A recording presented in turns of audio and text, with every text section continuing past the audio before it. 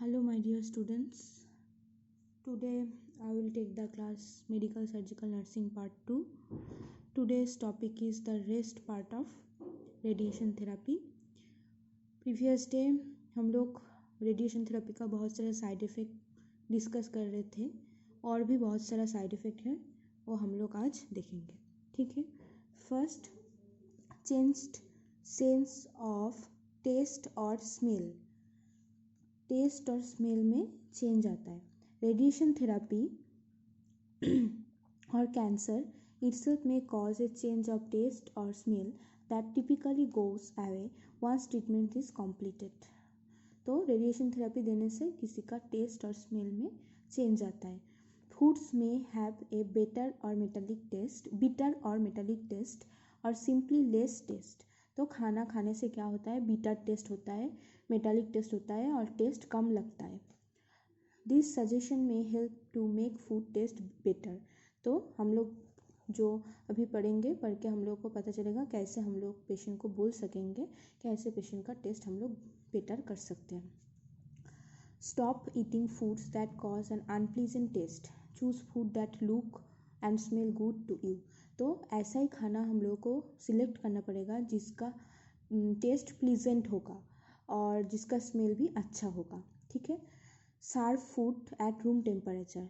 कोई भी फूड सर्व करने के टाइम में उसको रूम टेम्परेचर में ला के खाना खाना पड़ेगा. Try using small amount of flavourful seasoning. तो हम लोग फ्लेवरफुल खाना खा सकते हैं. Try tart food such as orange or lemons that may have more taste unless you are experiencing a sore mouth or throat. तो हम लोग बोलते हैं ना किसी का टेस्ट नहीं है तो विटामिन सी कंटेनिंग फूड ज़्यादा खाने के लिए तो ऑरेंज लेमन ऐसा सब हम लोग खा सकते हैं. और किसी का सोर थ्रोट है और माउथ में कोई अल्सर है तो वो हम लोग नहीं वो पर्सन को हम लोग ऑरेंज और लेमन नहीं देंगे. ठीक है. मैरिनेट मीट चिकन और फिश इन स्वीट सॉसेस. तो जब हम लोग मीट चिकन और फिश पकाएंगे तो उसको स्वीट सॉस के साथ मैरिनेट करके खाएंगे. इफ़ रेड मीट टेस्ट और smell strange switch to chicken, turkey, eggs और डेयरी प्रोडक्ट. तो कभी कभी होता है रेड मीट खाने में अच्छा नहीं लगता है, स्मेल बुरा आता है तो हम लोग चिकन खाने के लिए बोलेंगे, एग खाने के लिए बोलेंगे, टार्की और डेयरी प्रोडक्ट खाने के लिए बोलेंगे. ठीक है. नेक्स्ट हम लोग देखेंगे less common side effect of radiation therapy. Means radiation therapy से क्या क्या साइड इफ़ेक्ट बहुत कम होता है. फर्स्ट इज हेयर लॉस और एलोपेशिया. तो हम लोग जब केमोथेरेपी डिस्कस किए थे तब हम लोग बोले थे एलोपेशिया और हेयर लॉस केमोथेरेपी में ज़्यादा होता है, रेडिएशन थेरेपी में उतना ज़्यादा नहीं होता है. ठीक है. Radiation therapy causes hair loss only in the area being treated. तो जहाँ पे तुम्हारा ट्रीटमेंट हो रहा है मीन्स जहाँ पे रेडिएशन थेरेपी दे रहा है वहाँ पे ट्रीटमेंट जहाँ पे हो रहा है वहाँ पे हेयर लॉस होने का चांस ज़्यादा है. ठीक है. Hair loss typically begins 2 to 4 weeks after treatment begins. तो मेनली हेयर लॉस स्टार्ट होता है जब ट्रीटमेंट स्टार्ट होने का 2 to 4 week में हेयर लॉस स्टार्ट होता है. ठीक है. Some individual experience thinning of the hair while other experience complete hair loss. तो इसलिए रेडिएशन थेरेपी देने से पहले क्या करते हैं, बाल काटा लेता है. ठीक है. कोई hair loss caused by radiation is temporary. तो रेडिएशन थेरेपी की वजह से जो हेयर लॉस होता है वो परमानेंट नहीं है, टेम्पोररी होता है. रेडिएशन थेरेपी ख़त्म होने के बाद न्यू हेयर ग्रोथ भी होता है. New growth typically begins 6 to 8 weeks after the end of radiation therapy. Radiation therapy complete होने का और एंड होने का 6 to 8 week बाद में रीग्रोथ ऑफ हेयर हो जाता है. The best way to deal with hair loss is to prepare for it before it happens. तो कोई भी person radiation therapy related hair loss को पहले से कैसे डील कर सकता है, your physician will tell you about your chances of hair loss before your treatment begins. Consider the following tips for coping with hair loss. तो इसलिए physician जो पेशेंट है उसको रेडिएशन थेरेपी स्टार्ट करने से पहले बोल देगा कि उसको रेडिएशन थेरेपी होने से कितना हेयर लॉस हो सकता है. तो हम लोग फॉलोइंग जो टिप्स है वो यूज़ करके पेशेंट का कोपिंग मैकेनिज्म बना सकता है हेयर लॉस रिलेटेड, ठीक है। First, get a short stylish hair cut before beginning radiation to prepare yourself for the change in your appearance. तो रेडिएशन थेरेपी स्टार्ट होने से पहले वो शॉर्ट करके hair cut, stylish hair cut कर सकता है, जिससे बाद में जाके हेयर लॉस ना हो, इसलिए पहले से वो प्रोटेक्शन लेके हेयर कट करा सकता है, ठीक है। If considering a wig, see a wig stylist before radiation therapy begins so that the stylist can match a wig to your natural hair color and texture। तो बाहर में क्या होता है, बाहर में नहीं, विग होता है बट विग स्टाइलिस्ट यहाँ पे नहीं होता है। तो किसी का विग पढ़ना चाहता है तो विग स्टाइलिस्ट के पास जाना पड़ेगा। वो तुम्हारे जो पेशेंट है, पेशेंट का हेयर कलर टेक्सचर कैसा है उसके ऊपर डिपेंड करके सेम जैसा विग बना देगा, ठीक है, जिससे बाहर से दिखेगा पेशेंट का और पर्सन का जो बाल है वो नेचुरल है। Ask your doctor for a prescription of a wig because some insurance companies will cover this cost. तो डॉक्टर प्रिस्क्राइब कर देगा वीक के बारे में, तो कभी कभी बहुत सारा इंश्योरेंस कंपनी वीक का कॉस्ट जो है बियर करता है। Once radiation treatment begins, use a mild shampoo, pat your hair dry and comb it carefully without tugging. तो रेडिएशन थेरेपी स्टार्ट होने के बाद माइल्ड शैम्पू यूज़ करना पड़ेगा, हेयर हर टाइम ड्राई रखना पड़ेगा, केयरफुली कॉम्ब करना पड़ेगा, टगिंग नहीं करना है, ठीक है। Use a hair dryer only if necessary and keep it on the low heat setting. तो हेयर ड्रायर से जब बाल सुखाना है तो बहुत ज़रूरत है तभी करना है, नेसेसरी है तो तभी यूज़ करना है, और जब हेयर ड्रायर का जो हीट है वो लो हीट सेटिंग में रखना है।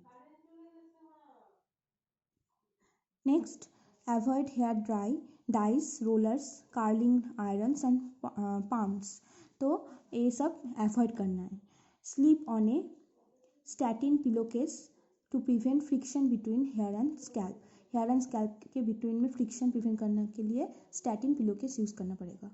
कंसिडर स्कार्फ्स, टर्बन्स और wig, okay, consider scarfs, turbans और विग्स। तो विग्स भी यूज़ कर सकता है, टर्बन यूज़ कर सकता है, स्कार्फ यूज़ करके प्रोटेक्ट कर सकता है, ठीक है। Some patients feel more in control if they shave their head completely rather than dealing with their hair falling out। तो कभी कभी होता है हेयर फॉल नहीं, कोई हेयर फॉल तो कोई भी पसंद नहीं करता है, इसलिए कोई पूरा हेड को शेव कर देता है पहले से ही, ठीक है। Next side effect is nausea and vomiting। Sometimes radiation therapy causes nausea, feeling sick to your stomach, and or vomiting, throwing up, especially when the radiation is delivered to the abdomen area. Nausea and vomiting can happen immediately after radiation, can be delayed, or can occur in anticipation of receiving treatment।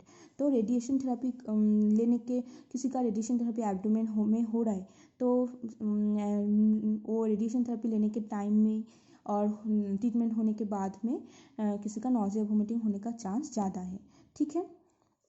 If you do experience nausea immediately after radiation, you may find it helpful to refrain from eating several hours before treatment and for 1 to 2 hours afterward. On the other hand, if you experience anticipatory nausea, it might be helpful to eat a blank snacks such as toast or crackers before treatment. This suggestion may help you cope with nausea। तो mainly ये जो लिखा है यहाँ पे नहीं होता है, तो हम लोग जो नॉर्मल नॉजिया वॉमिटिंग का मैनेजमेंट करते हैं वही हम लोगों को बोलना पड़ेगा, ठीक है। Eat small meals and eat often. तो फ्रीक्वेंट मील खाने के लिए बोलना पड़ेगा, स्मॉल अमाउंट ऑफ खाने के लिए बोलना पड़ेगा। ईट एंड ड्रिंक स्लोली खाने के लिए बोलना पड़ेगा। Avoid food that are fried और हाई इन फैट। तो जो फ्राइड फूड है और फैट कंटेनिंग फूड है वो नहीं खाना है, अवॉइड करना है। Drink cool liquids between meals. तो मील्स के बिटवीन में थोड़ा थोड़ा पानी और लिक्विड खाने के लिए बोलना पड़ेगा। Eat foods that have only a mild aroma and that can be served cool or at room temperature. तो मेनली रूम टेम्परेचर में लाके खाना खाने के लिए बोलना पड़ेगा, ज़्यादा गर्म ज़्यादा ठंडा नहीं खाना है, ठीक है। Streak to any special diet that your doctor और डाइटिशियन गिव्स यू। मतलब स्पेशल डाइट डॉक्टर और डाइटिशियन तुम लोगों को बोल ही देगा पेशेंट को कैसे खाना देना है, तो ऐसा खाना ही देना है। For a severely upset stomach, try a clear liquid diet or blunt food that are easy to digest such as dry toast and gelatin। Mainly ये यहाँ पे नहीं होता, बाहर में होता है ड्राई टोस्ट जिलेटिन, ऐसा हम लोग का पेशेंट नहीं खाता है। तो हम लोग क्या बोलेंगे, किसी का स्टोमक अपसेट है तो उसको लिक्विड ज़्यादा करके मेनली ORS खाने के लिए बोलना पड़ेगा। ब्लांट डाइट मीन्स ओनली जो बॉइल्ड फूड है वो खाने के लिए बोलना पड़ेगा, क्योंकि ज़्यादा सॉल्टी स्पाइसी खाना खाने से उसका स्टोमक डाइजेस्ट नहीं कर पाएगा, तो इजीली डाइजेस्टेबल फूड जो है वो खाने के लिए बोलना पड़ेगा। If nausea and vomiting persist your physician can prescribe an antibiotic. So ज़्यादा टाइम तक नोजिया वॉमिटिंग चल रहा है तो ऐसा कंडीशन में डॉक्टर तुम प्रिस्क्राइब कर देगा एंटीबायोटिक ग्रुप ऑफ ड्रग, जिससे खाने से नोजिया वॉमिटिंग कम हो जाएगा, ठीक है। Next is diarrhoea. Radiation treatment that is delivered to the abdomen area can cause diarrhea, which usually begins in the third or fourth week of the therapy. Your physician may recommend that you change your diet or prescribe medicine to help with the diarrhea. These tips may help you manage diarrhea. तो किसी का abdomen में radiation therapy दे रहा है तो उसको diarrhoea होने का भी चांस ज़्यादा है। तो मेनली रेडिएशन थेरेपी देने का 3 to 4 वीक्स बाद में ये डायरिया स्टार्ट होता है। फिजिशियन तुमको डाइट प्लान ही रिकमेंडेड कर देगा और मेडिसिन भी प्रिस्क्राइब कर देगा डायरिया को प्रिवेंट करने के लिए। और हम लोग जो बोल सकते हैं, नर्स लोग क्या टिप्स दे सकते हैं पेशेंट को, as soon as diarrhea starts switch to a clear liquid diet. तो मेनली किसी का डायरिया स्टार्ट हो रहा है तो उसको लिक्विड डाइट देने के लिए बोलना पड़ेगा। Avoid food that can high in fibre और can cause cramp raw vegetables, coffee, beans, cabbage and spicy food. तो जो खाना में फाइबर ज़्यादा है वो खाना पेशेंट को नहीं देने के लिए बोलना है, ओनली वो खाना पेशेंट को अवॉइड करने के लिए बोलना है। Eat small and frequent meal, small meal खाना है बट फ्रीक्वेंटली खाना है। अवॉइड डेयरी प्रोडक्ट खाने के लिए मना करना है। Eat food that are high in potassium such as banana, potatoes and apricot because diarrhea cause potassium loss. हम लोग सबको पता है पोटेशियम लॉस होता है डायरिया की वजह से, तो पोटेशियम कंटेनिंग फूड जो है मेनली बनाना, पोटैटो, एप्रिकॉट ये सब खाने के लिए पेशेंट को बोलना पड़ेगा, ठीक है।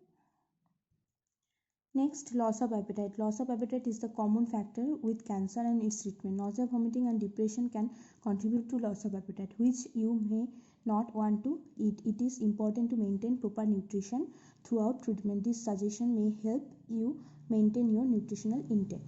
तो सब पहले लॉस ऑफ एपेटाइट हो सकता है क्योंकि नॉज़िया वोमिटिंग हो रहा है, डायरिया हो रहा है, उसके बाद तुम्हारा कैंसर हो रहा है। कैंसर मीन्स एक लाइफ थ्रेटनिंग कंडीशन, एक लाइफ थ्रेटनिंग डिजीज, इसके वजह में तुम्हारा डिप्रेशन तो हो गई, तो ये सब मिला के तुम्हारा लॉस ऑफ एपेटाइट हो ही सकता है। तो ऐसा कंडीशन में हम लोगों को पेशेंट को बोलना पड़ेगा प्रॉपर न्यूट्रिशन लेना है। जितना दिन तक ट्रीटमेंट चलेगा, ट्रीटमेंट के बाद भी प्रॉपर न्यूट्रिशन बॉडी का जितना रिक्वायरमेंट है वो फुलफिल करना पड़ेगा। तो हम लोग उसको एक न्यूट्रिशनल इंटेक का सजेशन भी दे सकते हैं, ठीक है। क्या बोल सकते हैं, eat whenever you are hungry, several smaller meals throughout the day might be more appropriate than 3 larger meal. तो मेनली जब वो हंग्री हो फील करेगा तभी उसको खाना खाने के लिए बोलना पड़ेगा, और स्मॉल अमाउंट ऑफ मील ही उसको फ्रीक्वेंटली खाने के लिए बोलना पड़ेगा, ठीक है। Eat often, taking just a few bite of food every hour can ensure that you get more protein and calorie. तो थोड़ा थोड़ा करके खाने से भी क्या होता है, तुम्हारा पेशेंट का जो प्रोटीन एंड कैलोरी लेवल है वो मेंटेन होगा। हैव ए काम रिलैक्स मील टाइम, जब वो खाना खाएगा तब इन्वायरमेंट वो सब काम रिलैक्स होना पड़ेगा, उसको भी रिलैक्स रहना है। Add variety to your menu, तो उसको जो पसंद है, जो लाइक कर रहा है खाना, वो खाना मेनू में ऐड करना पड़ेगा, वैरायटी रहना चाहिए खाना में, ठीक है। क्रिएट ए काम and appealing ambience with music, candles and friends. Means जो इन्वायरमेंट है खाने का वो हम लोग को अच्छा बनाने के लिए बोलना पड़ेगा, वो फैमिली मेम्बर को बोलना पड़ेगा जब खाना खाएगा तो एक स्मूथ, एक पीसफुल इन्वायरमेंट, म्यूज़िक चलेगा, ऐसे ऐसे इन्वायरमेंट उसको प्रोवाइड करने के लिए बोलना है, ठीक है। तो और भी है, लो blood count means myelosuppression. Blood count or the number of blood cell in the circulation can be affected by radiation therapy. Many radiation therapy institution make it a policy to check blood count at least once during the radiation treatment. Low blood count may cause change in sleep or rest pattern during the radiation therapy period. Some patients describe a sense of tiredness and fatigue. Notify your nurse and doctor if you experience any of these symptoms because treatment is available for low blood count, ठीक है। तो chemotherapy में भी था most common side effect chemotherapy का लो blood count और माइलोसप्रेशन। तो radiation therapy में भी लेस साइड इफेक्ट मेनली हो सकता है, किसी किसी पेशेंट का लो ब्लड काउंट और माइलोसप्रेशन हो सकता है। तो कभी कभी इंस्टीट्यूशन का जहाँ पे कैंसर का ट्रीटमेंट होता है वहाँ पे एक पॉलिसी होता है, कोई भी पेशेंट रेडिएशन थेरेपी लेने के लिए आएगा तो उसका कंप्लीट ब्लड काउंट चेक करना है। लो ब्लड काउंट होगा तो उसको ट्रीटमेंट भी देना है, क्योंकि लो ब्लड काउंट का ट्रीटमेंट अवेलेबल है। जो ब्लड का कंपोनेंट कम है तो ब्लड का कंपोनेंट हम लोग प्रोवाइड कर सकते हैं, ब्लड ट्रांसफ्यूजन कर सकते हैं, जिससे वो हम लोग वो रिकवर कर सकते हैं पेशेंट को, ठीक है। और मेनली लो ब्लड काउंट होने से क्या हो सकता है, स्लीप पैटर्न, रेस्ट पैटर्न में चेंज आ सकता है और पेशेंट टायर्ड फील करेगा, फैटिक फील करेगा। तो ऐसा कोई भी पेशेंट होगा तो डॉक्टर और नर्स के पास जाके उसको क्या हो रहा है वो बोलना पड़ेगा, रिपोर्ट करना पड़ेगा, जिसके बाद डॉक्टर नर्स उसको proper treatment, low blood count related proper treatment available जो है वो प्रोवाइड करेगा, ठीक है। Next another possible side effect with radiation to the chest. और चेस्ट में जब रेडिएशन हम लोग देंगे तो उसके रिलेटेड क्या क्या साइड इफेक्ट हो सकते हैं। Lung fibrosis, scarring of the lung tissue causes difficulty in breathing. Fibrosis can be a significant long-term late complication after treatment of Hodgkin lymphoma and other cancer requiring radiation to the lung. However, this decrease in lung function appears to improve over time and is thought to be reversible. तो क्या होता है, lung में और chest में कोई भी radiation therapy देने की वजह से लंग टिश्यू में फाइब्रोसिस हो जाता है, मीन्स लंग टिश्यू हार्डनिंग हो जाता है। तो जिसके वजह से लंग प्रॉपरली काम नहीं कर सकता, डिफिकल्टी इन ब्रीदिंग होता है, रेस्पिरेटरी डिस्ट्रेस होता है, लॉन्ग टर्म कॉम्प्लिकेशन है। किसी का हॉजकिन लिम्फोमा है, वो ट्रीटमेंट हो रहा है, वो भी तो वन टाइप ऑफ कैंसर ही है, तो उसका ट्रीटमेंट चल रहा है, तो रेडिएशन थेरेपी दे रहे हैं, तो उसके बाद में लेट टर्म कॉम्प्लिकेशन में, लॉन्ग टर्म कॉम्प्लिकेशन में लंग फाइब्रोसिस हो सकता है। तो ये टाइम के साथ इम्प्रूव भी होता है, ये रिवर्सिबल कंडीशन है। Next heart complication. Heart disease is also a late complication of radiation to the middle portion of the torso called the mediastinum. The risk of heart disease increase with higher radiation doses and larger field sizes. तो किसी किसी का क्या होता है, lung means heart में कोई complication हो सकता है रेडिएशन थेरेपी के वजह से। कभी कभी मीडियास्टार्नम में रेडिएशन थेरेपी दे रहा है तो इसकी वजह में हार्ट में इफेक्ट हो सकता है। ये भी बहुत रिस्की सिचुएशन है, बहुत लॉन्ग टर्म कंडीशन है, बहुत दिन से किसी का ऐसा रेडिएशन थेरेपी दे रहे हैं, उसके वजह से हार्ट में भी कॉम्प्लिकेशन हो सकता है।